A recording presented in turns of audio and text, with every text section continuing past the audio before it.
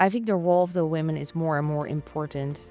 The involvement of the women is so, like, looking at my own life, my parents and grandparents, and now my siblings and even my nieces, it's such a different world. And I knew I came here to do something bigger than myself. Yeah. And I suppressed it for a long time because of the way I grew up. But I knew that I had to step into my voice and my power and then help other women to do the same. Yeah. And that's when I started doing retreats, women leadership retreats, transformational retreats, alignment retreats, to really help women to find their true passion and their purpose, and then stepping into that, owning it, and then ready to receive it. And women have a hard time receiving. They're just such givers.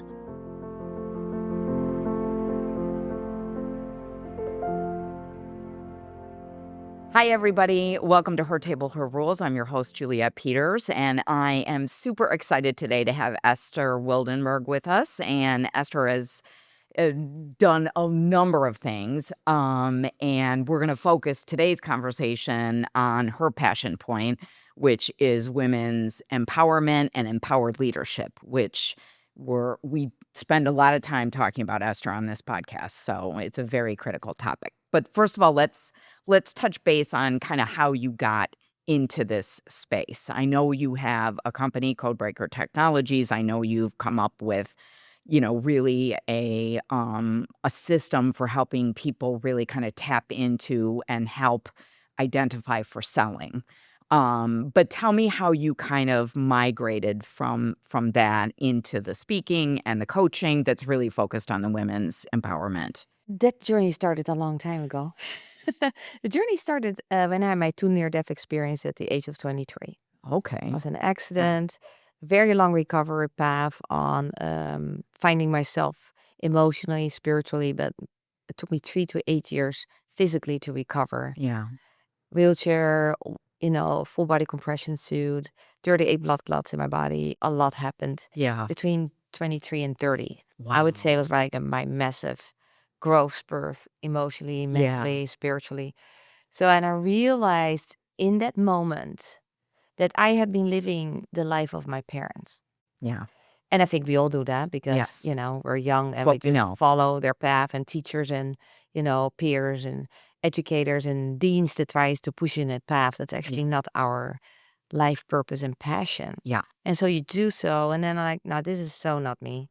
Yeah. This doesn't work. Dentistry, miserable, didn't want to do it. Yeah. So their awareness and the awakening on what my life purpose was put me right there on the track. But I also knew I had to do a lot of learning and life experience before I could teach and mentor other women to step into that. So I have a whole journey in the corporate world and starting my own businesses, and then started to speak and write about empowerment and leadership and alignment, all those topics.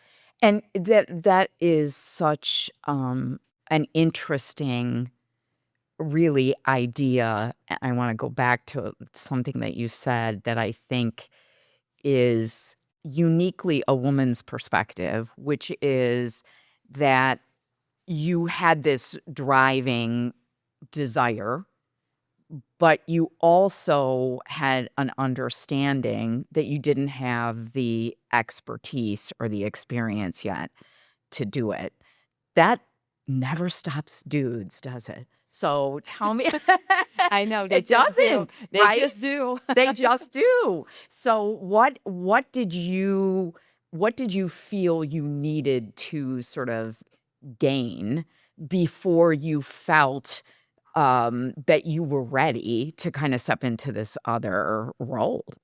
I think the number one thing was confidence Yeah. to really carry that weight. The moment you start speaking and mentoring others, you have a huge responsibility. Yeah. And I think where guys get away with it, they just ramble and do things and don't care, right? Yeah. They live in their head, right? I did a lot of research on it and found a lot of interesting information on that. We're all focused on the physical intelligence between, when we're born until we start walking and running, right? Yeah. So the first few years, and then goes into all your intellect, right? How Mhm. intelligent are you? How smart are you? What education are you gonna do? And it's all what everybody cares about when you go to school. Mhm. Then you graduate, and that's also the age where your brain stops developing around 25, Yeah. 26. But that's where men also stop developing. Mhm. Not all of them, but a majority of them. And they Mhm. just do whatever they want to do without going on the evolvement long-term journey.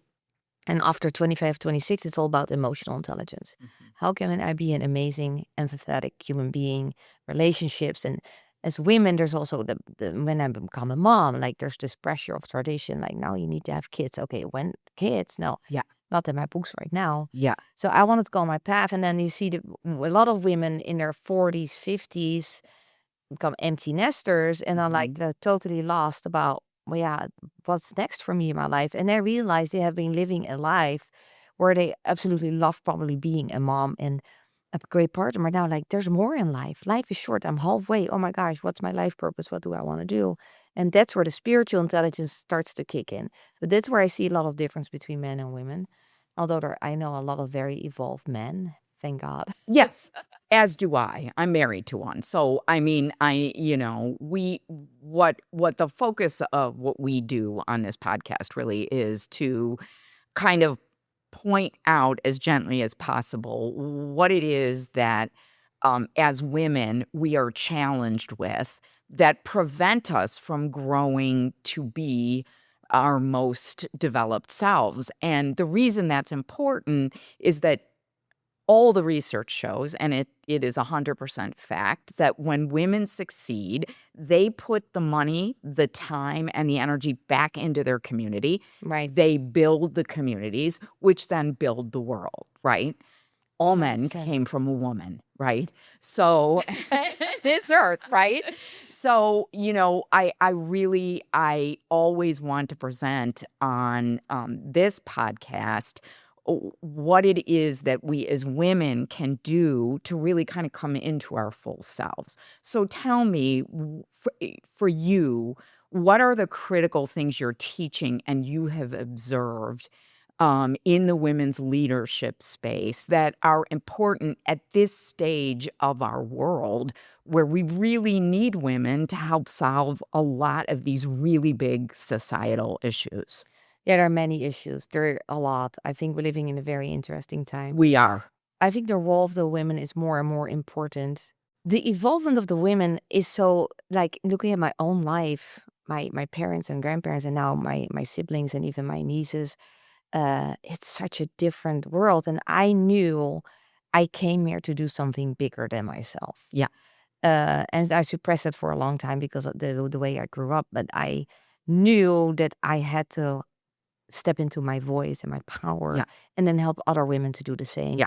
And that's when I started doing retreats, women leadership retreats, transformational retreats, alignment retreats to really help women to find their true passion and their purpose and then stepping into that, owning it, and then ready to receive it. And women have a hard time receiving. They're just such givers. That I want Right. to build community and be groups and we all can get along and we're all together and let's do this together. Women are way more focused on together, but women are also very competitive. Yeah. That's what I see in the business world. It's easier to work with men Mhm. when you come to a certain level. When you're successful, men start to respect you in the business world and there's an easier alignment. There's less competition. Women, when they hit the top, there's suddenly this competition that comes out of like, why? I'm still fascinated by it. We should all just support each other. Women own business to grow and scale. Yeah, it's Uh, interesting. That's a really it's a good observation because I know exactly what you're talking about, which is for me personally in my experience, I have only had because that's where I come from an all boats rise mentality, right? Which is supporting other women because at the end of the day, all boats rise, right? It's right. not a competitive aspect. And yet, and we talked earlier today about this very topic, which is there are difficult situations where women reach leadership positions, apexes of power, and they don't support other women. That's a hard one for me to digest. I don't know exactly where that comes from or why. But that has not been my personal experience, but I've seen it out in the world, so I know it happens very very It frequently. happens. Yeah. In the corporate world, when I worked there, very successful, became CEO at the age of 33, running a company doing between 5 and 800 million a year with 800 employees, but there were only 14 women in the company. Yeah. And a lot of them were really getting to the top, and the men were kind of lost in this whole story. Like, well, what do we do here? But then I realized I have to build my own business so I can lead the business my way Right. and I can support women. And then I found out as an entrepreneur that the competition is ridiculous. Yeah. It's not a competition. I think is women can really link arms and support other women-owned businesses, Yes. then we're gonna take over the world as long as we're trying to compete or throw other women under the bus. That's just not how we're gonna do it. Yeah. And we are really good in communities in creating it. But when then another woman creates a community, now suddenly there's competition Yeah. instead of how can we blend these communities and how can we help us both grow bigger and support each other because each community has its own unique values. But if you bring it together now, you're gonna have the ripple effect going Yeah. way further out. Yeah. So I'm very passionate about it. Like I'm very competitive. I have an athletic background, so I have this winning mentality in life and business, but not when it comes to collaboration. I'm all about power Right. partnerships and how can we just do this together. Yeah. And I think that power partnership idea is really important because I do think that, women who own their own businesses, there is a reticence sometimes to link or join forces, mostly because I think we all hear bad stories, and this is not unique to women, of partnerships gone awry. Right. Right. And so women are like, I'm not going to go down that road. But I think what you're talking about is really critical, which is, I call it, because I'm a lawyer, a contractual collaboration, right? Which is, I think you put the collaboration in place, but you make sure that, everybody, it's fair for everybody that's involved. But I 100% agree with you that I think the way, we go about that is really beginning to use power partnerships and collaboration in order to build bigger things, right? And solve bigger problems. Right. Because there's so many problems waiting to be solved. We really need women to be their full selves. And I think you also raised a really interesting point before, which is, for women, life comes in stages. If you're fortunate enough to be able to live a long time, right? You do have your years as a mother, right? That you're juggling a lot of balls and you're raising children. And then you do have the point where Yeah. you become, an empty nester. And at that point, I think we don't, we're beginning to talk about menopause, right? But we're not really talking about that is a huge transition in a woman's life when, the children really leave and you have the capacity, the time, and the energy to sort of pour yourself into something new or different, right? Yeah, except in my life, it's the opposite. I've been driving very successful businesses and then we have a 6-year-old son. Yes. I'm 51, so, Yes. Yes. we skipped a generation, Yes. but we traveled the world, built businesses, Right. made impact, spoke on stages around the world, so we're still doing that, Yeah. but we're now just having a young child. We're almost in menopause, and I'm like, "Oh my gosh." Nobody warns you about any of the thing. The only thing you always hear is, like, hot flashes, like, "Okay, Right. gross." But it's, like, interesting to see this journey, and I'm happy I became a mom Later in at the life. later in Yeah. life because of my wisdom, less stress around finances or figuring out life or who am I, and I think it creates a little bit more calm and patience to be a mom. Yeah. And then on the other hand, like he's very active, so Yeah. although I'm still very athletic, it's like oh my gosh, he keeps me on my Yeah. toes and Yeah. keep up with it. Yeah, I was a later in life mother as well. My family was created through adoption, so I didn't have my first child till I was in my late 30s. So not in my 40s, but still, the world was a lot younger, in Right. my Yeah. circle Yeah. of, but I think that I agree with your points about becoming a mother later in life there are a lot of advantages. The sleep deprivation is not one of them because the That's older you terrible. get, the sleep deprivation is going And to that kick was your 18 months, I and I was know. like, "Oh my god, no." Yeah, that was way longer than I was hoping for, but and it put me in an identity crisis, and I never expected that to happen, you Yeah, know? It's like, "Oh my gosh, I'm this businesswoman and speaker, and now I'm like a mom," and it yeah, was also during COVID, so a lot of things hit at the same time, right. but I was really searching for, okay, what's next for me, Yeah, and how I can do it all, right? Because yeah, I don't need to let go of all my other parts, right, and how do I integrate this as a beautiful family and right. business and make him feel he's loved and gets all his attention, but I don't lose who I am and why I'm on Yeah, this planet. yeah.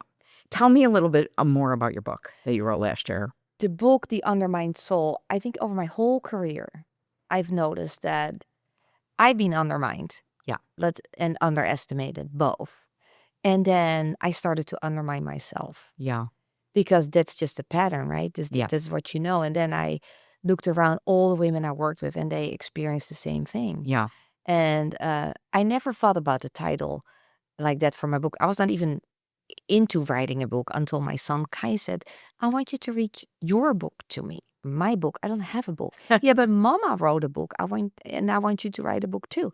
And that was when he was 4. Yeah, I'm like, okay, maybe it's time. And then I had a dream about being an author. And I'm like, nah, I don't need to be the next best thing as an author. Like that was not my passion.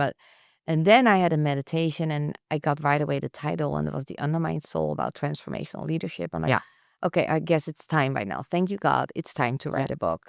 And then I started really to just go over my whole life journey and my career and put it in my book. Authentic story, follow with my lessons learned, my best practices, the wisdom I got out of it, and then put some exercises in it for women to do to skip probably 30 years of my struggle. yeah. It's in the book.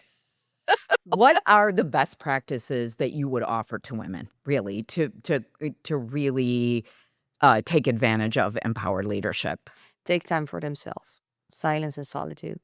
It's okay to leave your family just hanging for a few days. Yeah, Like they will survive, yeah, you know.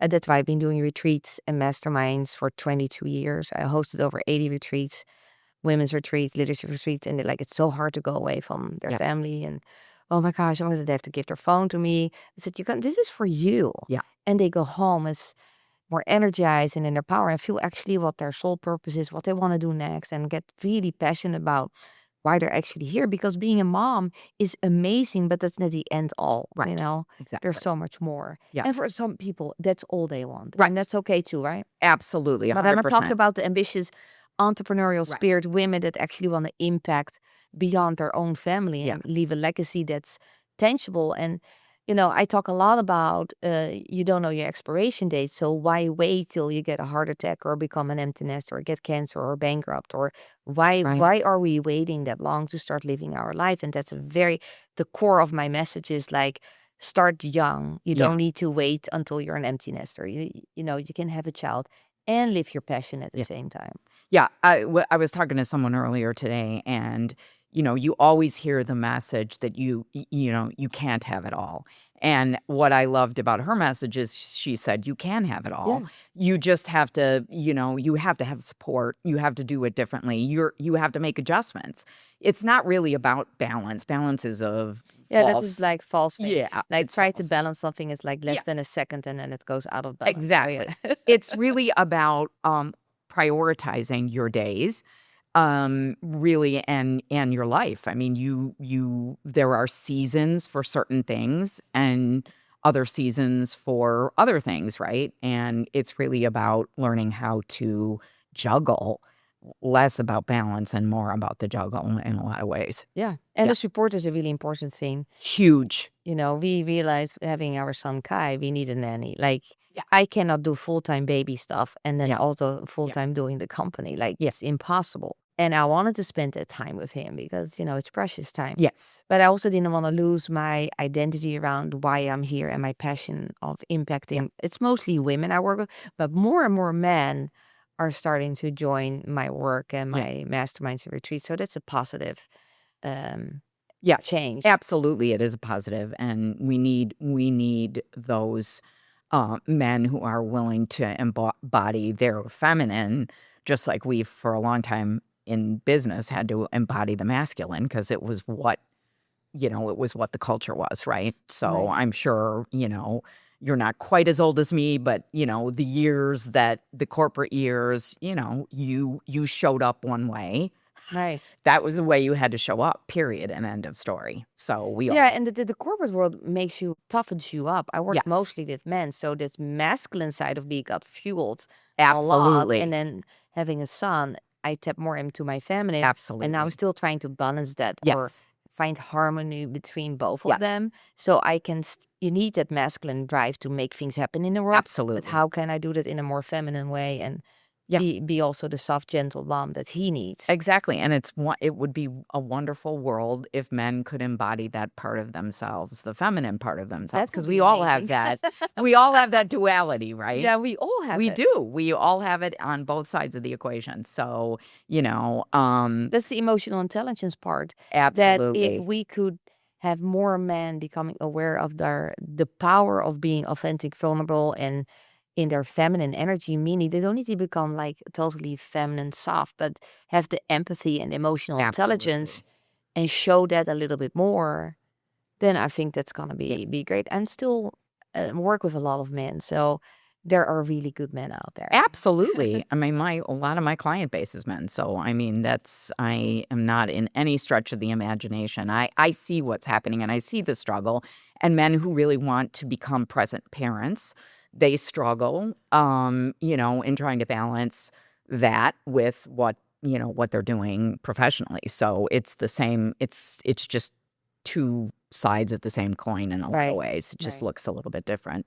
So tell me what's next for you.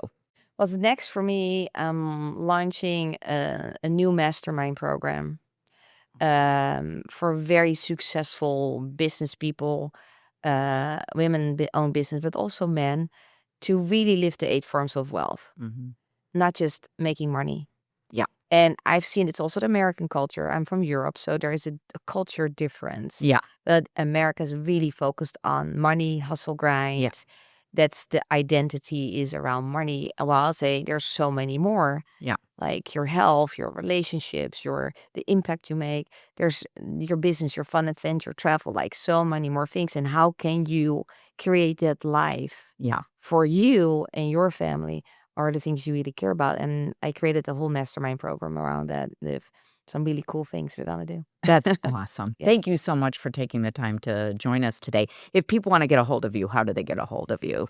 They can find me on LinkedIn, Okay. Esther Wildenberg, or they can go to my website, estherwildenberg.com. Awesome. And that's the fastest way to reach me. All right. Awesome. Thank you so much for being with us, Esther, today. I really appreciate it. Thank you so much for having me. Thank you, everybody, and we'll see you next time on Her Table, Her Rules. Make sure you go to hertableherrules.com and check out our community. We'd love for you to be a part of it.